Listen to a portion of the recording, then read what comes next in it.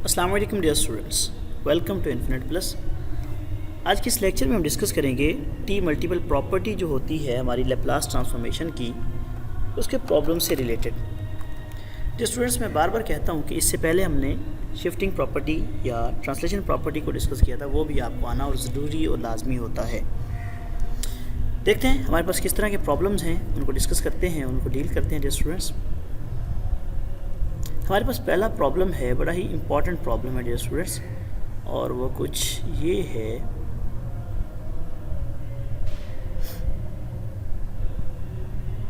अब ये प्रॉब्लम है आपके पास, ज़रा गौर करें क्वेश्चन पर।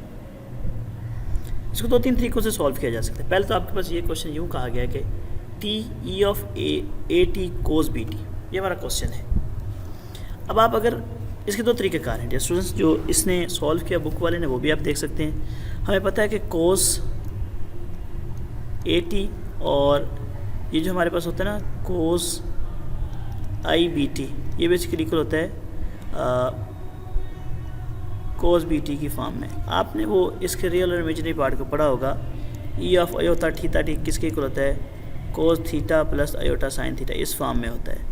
तो उसमें से रियल और इमेजिनरी पार्ट को लिया गया, तो उस फॉर्म में भी आप इस कोस बी टी को e of iota b t की फॉर्म में लिख सकते हो।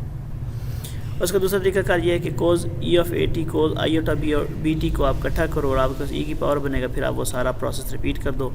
टी का आप लैप्लास लो, फिर उसमें आप अपनी शिफ्टिंग प्रॉपर्टी को रिप्लेस करो, इसको सॉल्व करो।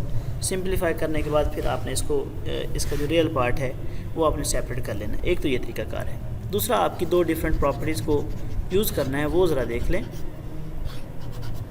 अब दो डिफरेंट प्रॉपर्टीज़ का कैसे यूज़ है यहाँ पे आप देख सकते हैं। इस क्वेश्चन में एक तो आपके पास टी भी मल्टीप्लाई हो रहा है और ई ऑफ ए टी है, साथ में आपका कोई एलिमेंट्री फंक्शन है।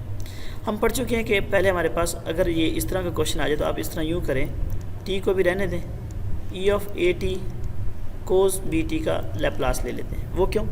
क्योंकि हमें पता है कि एलिमेंट्री फंक्शन है, साथ में अगर हमारे पास एक्सपोनेंशियल फंक्शन आ जाए तो हम उसकी पावर में जो भी आपका एलिमेंट्री फंक्शन का लैप्लास होता है उसमें एस की जगह पे ई की जो पावर थी वो रिप्लेस कर देते हैं। तो ये किस फॉर्म में बनेगा डियर स्टूडेंट्स?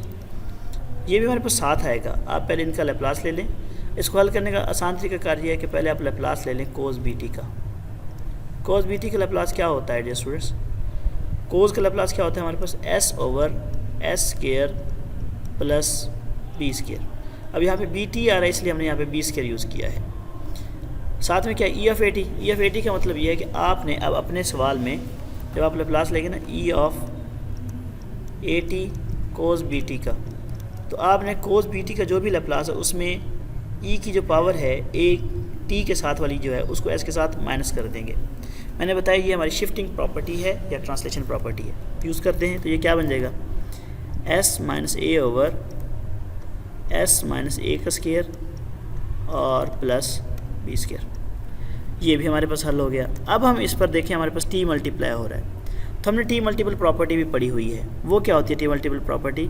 कि जो टी होता है उसी के हिसाब से अब आप लेंगे Laplace t e of a t cos b t का।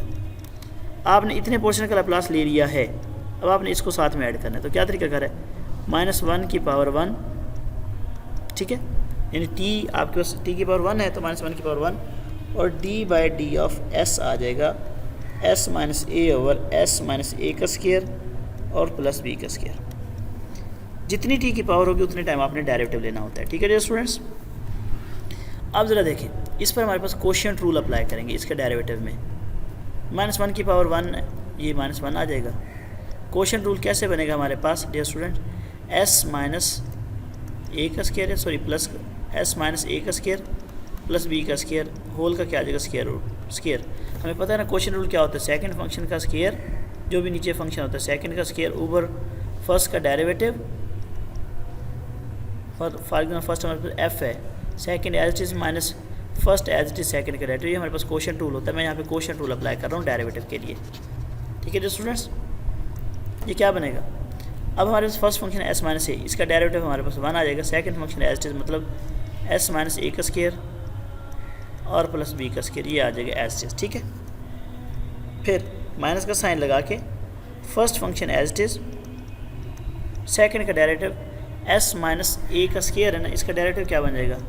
2 एस माइनस ए, एस का डेरिवेटिव 1 हो जाएगा, यहाँ पे भी स्केयर है, और बी का डेरिवेटिव क्या होगा 0, तो ये आपको ये टर्म आ जाएगी। जब आप इसको सिंप्लीफाई करेंगे तो ये क्या होगा, एस माइनस ए का स्केयर प्लस बी का स्केयर, और ये क्या बन जाएगा आपके पास माइनस 2s माइनस ए का स्केयर।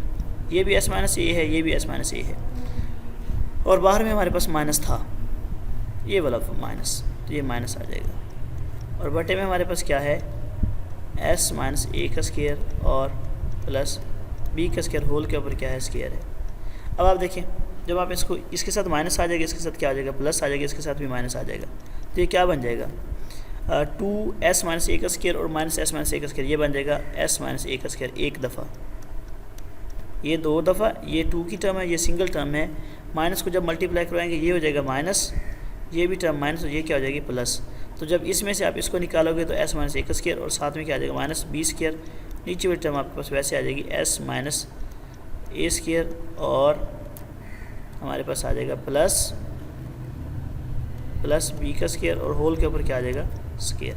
तो ये हमारे पास लैप्लास आ चुका है तीनों को। तो अब आप इसका आंसर देख सकते हैं, आपके पास ये है इसका आंसर, आपका आंसर भी बिल्कुल एक्यूरेट है।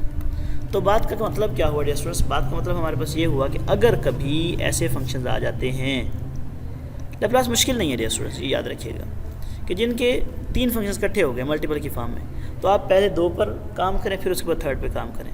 तो हमने इसको कैसे किया है, हमने इसको इस तरह किया कि हमने पहले अपने elementary function cos b t का लैप्लास लिया, फिर उस पर शिफ्टिंग थ्योरम अप्लाई किया, फिर उसके बाद हमने टी मल्टीपल प्रॉपर्टी अप्लाई की है। तो ये है डियर स्टूडेंट्स इसका लैप्लास। इस तरह का कोई भी प्रॉब्लम हो तो आपने माइंड में यही रखना है कि आपको अगर एलिमेंट्री फंक्शन आता है, उसके अलावा आपको एक्सपोनेंशियल का लैप्लास का पता है, और उसके अलावा अगर आपको डियर स्टूडेंट्स एलिमेंट्री एक्सपोनेंशियल के बाद अगर टी मल्टीपल प्रॉपर्टी का पता है, तो आपको कोई भी सवाल आ जाए आपको बिल्कुल भी परेशान होने की ज़रूरत नहीं है।